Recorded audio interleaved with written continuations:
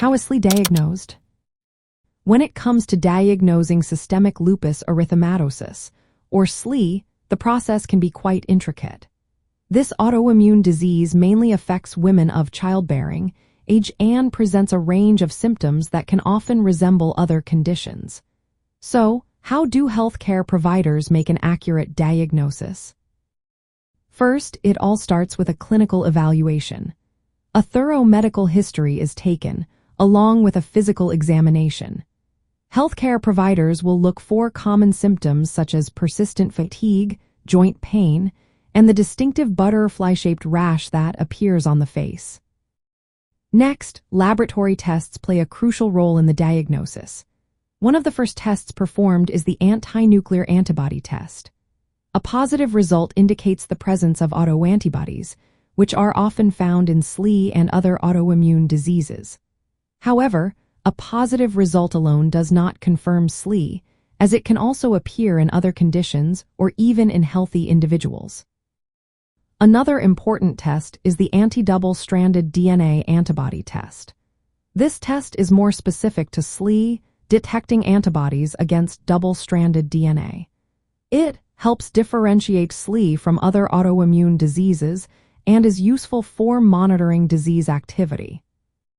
Complement levels are also assessed through tests for complement proteins, specifically C3 and C4. Low levels of these proteins often indicate active disease.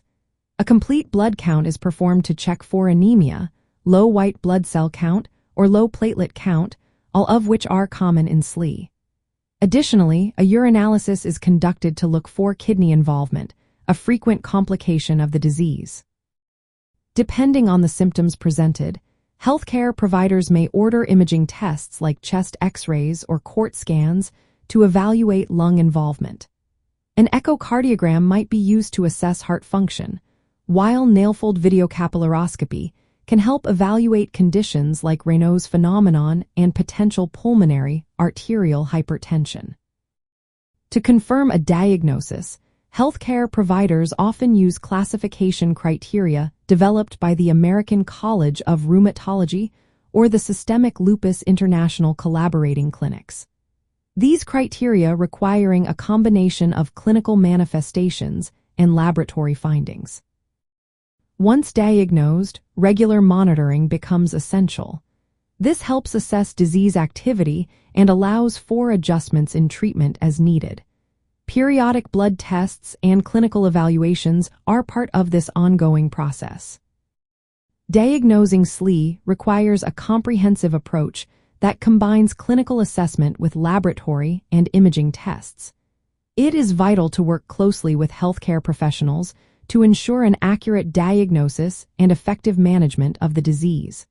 Always consult with a healthcare provider for personalized medical advice.